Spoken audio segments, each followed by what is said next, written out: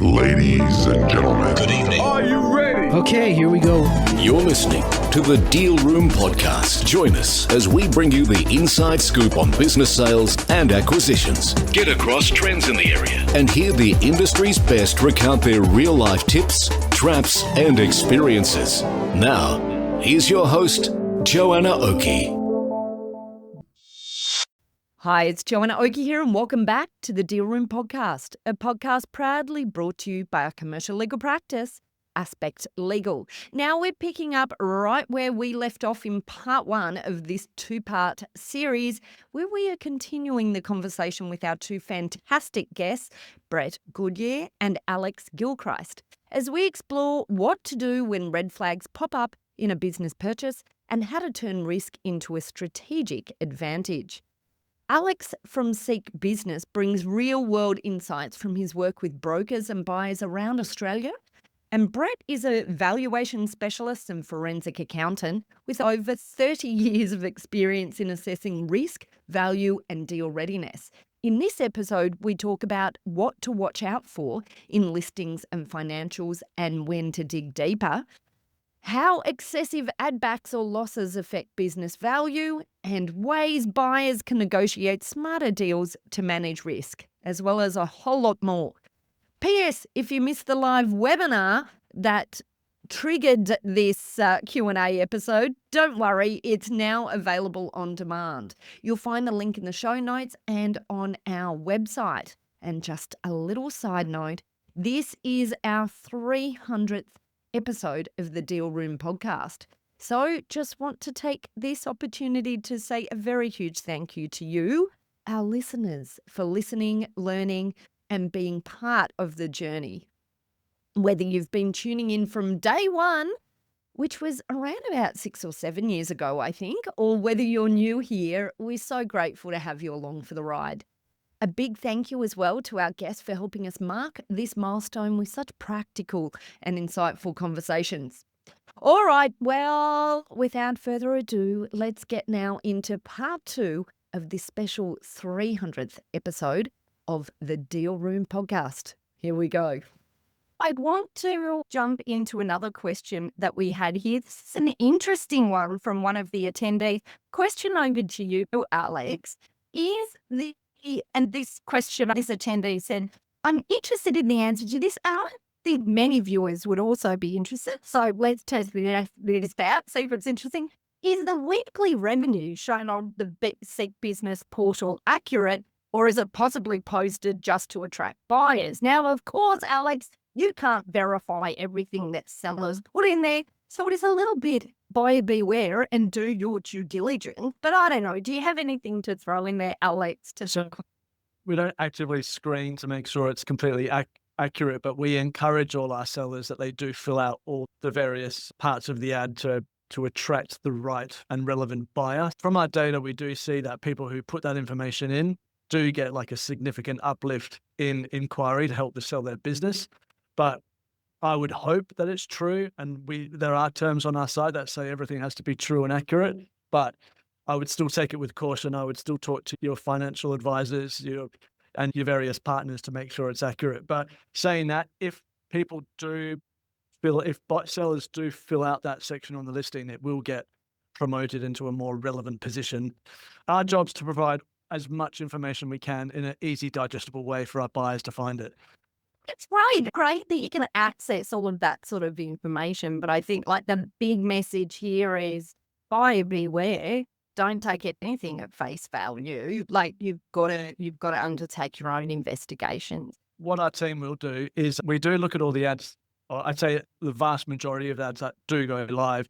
And if they look suspicious, that they'll be taken down. And if listings look suspicious, they're taken down. And particularly with franchises, if it's not quite matching with what we think our audience wants to see, it won't get onto the site.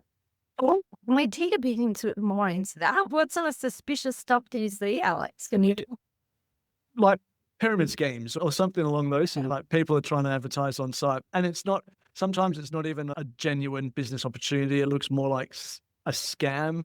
Like it may have a false ABN number. It may be someone from overseas who's just trying to get on the site to basically take someone's money. And there have been cases, there is a pretty strict process where everyone is spoken to before they go live.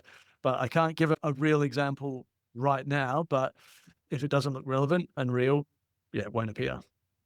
Love it. Good one. Okay, thanks, Alex. Okay, oh my God, there's just so many questions here and they're so good. Maybe, guys, we could actually write a book from this, I think. Maybe that's what we need to look at doing. But here's one. How about we try this one? Okay, Brett, take a step back and a breath before you answer this question because this might make you a little bit angry. But what do we do? How do we value a business when a business owner is deliberately showing loss? Now, I think we might know what you're going to say to this, but why don't you tell us what's the approach that you use in your approach to appraisals and valuations where there's a lot, but how do you dig for what? Do you have sellers who are wanting you to do valuations who say, this is the figures I'm providing, this is the figures that I can verify, but this is the real figures. I guess it relates to the cash discussion, right? It's not always cash, but this is one of those red flag issues as well. But essentially, when you're starting to look at a business where, on the books, they're making losses year on year, but they continue to fund the business. Quite often there's large, what we call DIP 7A loans in there, which is deemed dividends or loans to the owners that have never been repaid and various other things like that. What it comes down to, in terms of the operating enterprise, we try to get to a point where we're saying, we know how much money's coming in the door, we know what the expenses are to deliver that service or product, and therefore this is the profit that we can attribute to that enterprise. The problem is that the books and records are being kept for one purpose and one purpose only, and that is for tax. A huge number of businesses in Australia, and those that we get to ask to value regularly, are trying to expense everything and anything, whether it's business related or otherwise.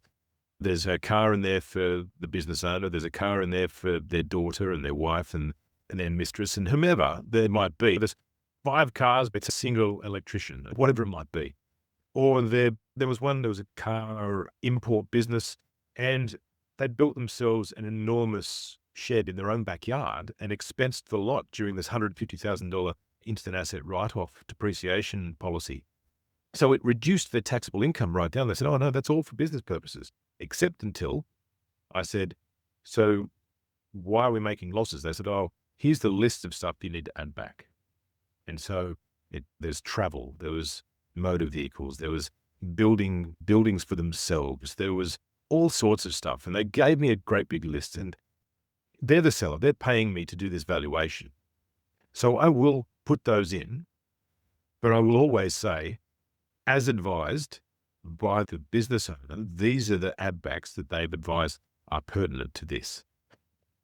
But the first thing I'm talking about in terms of the red flags is if I saw that your financials had to have 30 lines or 5 pages of normalization adjustments made to them to get back to what is really the case, that's a massive red flag to me.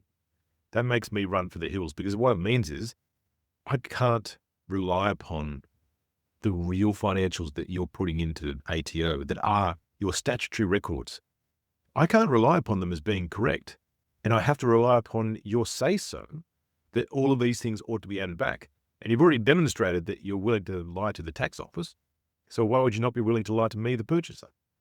And we can drill down on it. That essentially, if a business was sexy enough, I might still look at it and drill down on it. But I'd make sure I'd spend proper money and proper effort on the due diligence process to ensure that what I'm buying is right. But that first sniff test that we talked about is the critical part here. If I was looking at 3 different businesses of a similar nature, and one of them had 1,000 add backs to get to their normalized profitability, that's the one I'd immediately cull. Okay, so just 3 questions more. And this came up quite a few times in the chat, so I do think we should talk about it. There was this sort of discussion about businesses under management and how that might impact the multiple. And I guess, of course, like the answer is probably a high multiple. There's lots of other things to consider in the valuation of a business. But do you have just one note I want to make there on businesses that are claiming to be fully managed?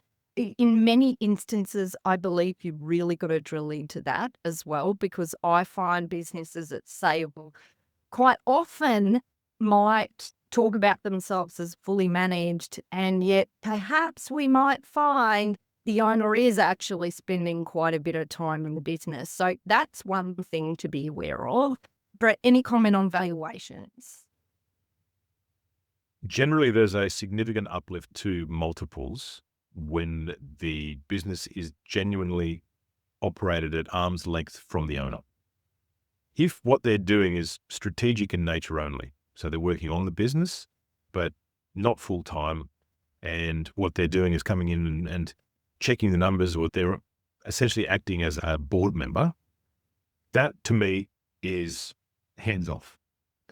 If they are going in 3 days a week, they're still doing the reconciliations or still doing some specific work within the business to ensure that it keeps on running, then it is not running at arm's length. And quite often there's a disparity between what they say and what's happening. And that is obviously a DD target. I would always be drilling down on it, because I want to know, if I'm buying this, how much am I going to have to work in it? If I want to buy this as an arm's length investment, I want it to be operating on its own without me having to, on top of my other full-time job, work in this business as well. And that quite often happens. So yeah, I'd be encouraging any potential purchaser to drill down on, what do you do on a daily basis in this business? Tell me your list of tasks that you do. And after that, I'd make a decision on whether I might change my offer. Alex, honestly, can you look for, as part of the search function, search for businesses that are fully managed? Is that a search? It is. It's a keyword, and it's actually our 7th highest keyword that people look for on our site, like fully managed. But then what happens from there is you do hear of examples that when they find that business, it's not exactly the case. So it's just encouraged to drill down a little bit further from there. So again, I'm not sure if it is one of those parts to generate more engagement into the listing, or people's definitions of fully managed could be a little bit different, but it's definitely well up there as a search term, and then it will provide the list for the buyers to sift through. Isn't that interesting? It is interesting because it also shows you the trends of why people are looking to buy a business right now. Super, super interesting. And actually, while we're talking about those trends, we've had a little bit of a discussion in the past about, and there are a few questions actually in the chat about this, about offshore traffic on SEEK. Is there much that you can gauge from the data on the SEEK website about the number of people offshore that are looking, where in Australia they're looking, what kind of businesses they're looking for, over time, that sort of thing? Yeah, so we can drill down on that data and share to it, but it is actually still quite a very small percentage of the traffic that's visiting our website. But there have been cases where business brokers have asked for who's looking in Singapore and Hong Kong, for example, as they might have the relevant type of businesses for them to do their various marketing campaigns. The people that are looking though, and where they're looking from, I guess with an ethnic background, looking in those accommodation, tourism type businesses in regional locations, that's really picked up a lot. I'm thinking of places like Albury-Wodonga and even Bright and around those beautiful locations that we all holiday. And then they'll buy the business with a family of 2 or 3, keep it in there, and then it will stay in there for their generational wealth, and they'll have their children working within the business as well. I'm not sure how that's all reported on and everything, but there has been that sort of spike in traffic at our website. Yeah, so still very small, but we can look at it, and it's only going to continue to grow as SEEK Business enhance our roadmap a little bit further as well. I find that data so interesting, just super interesting. Once again, a shout out, we have a link in the show notes to that market insight report, so you can go there and get a free copy for yourself. Just one last question, and then I think we'll wrap up. But I really feel we've got another podcast / webinar / quite a few other things here, given the level of questions we had.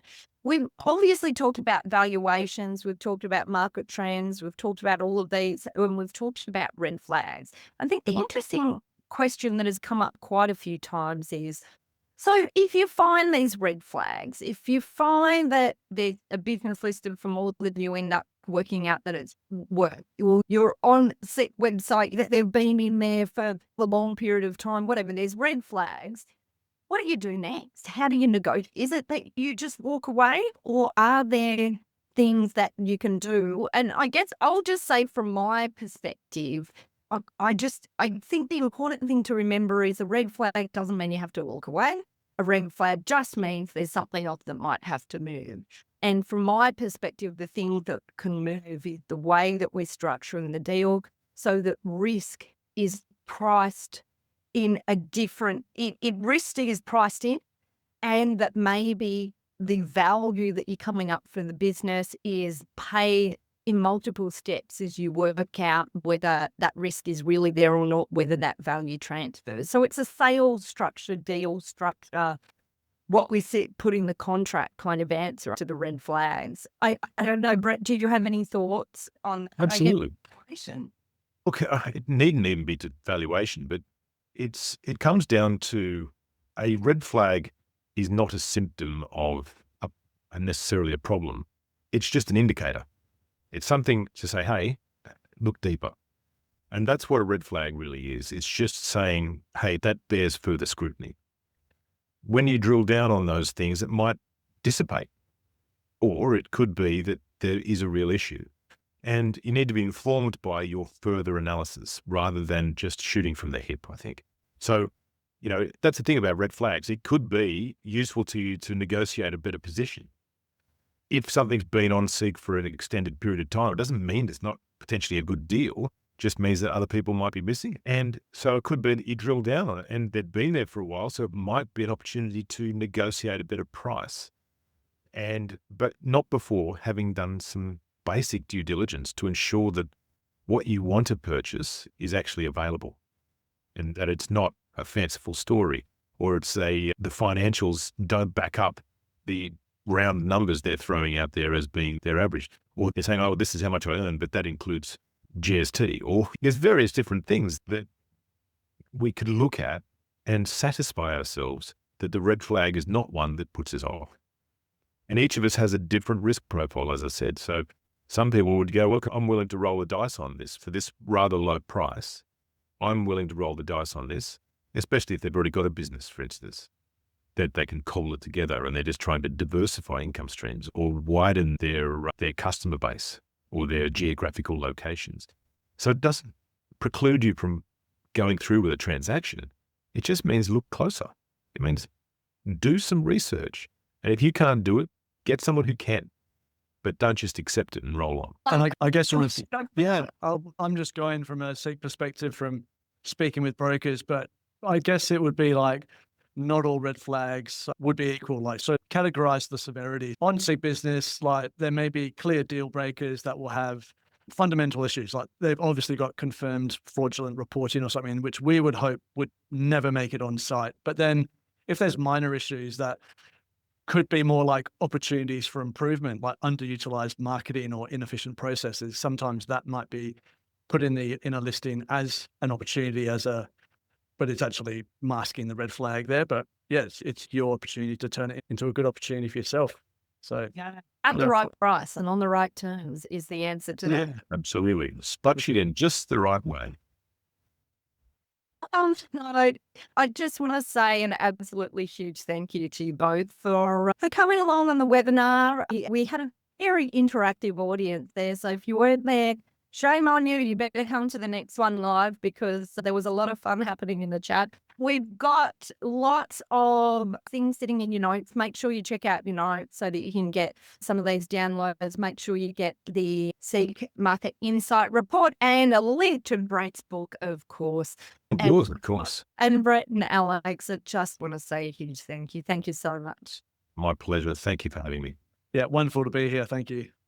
Great. Thanks, guys. Bye. Well, that's it for this episode of the Deal Room Podcast.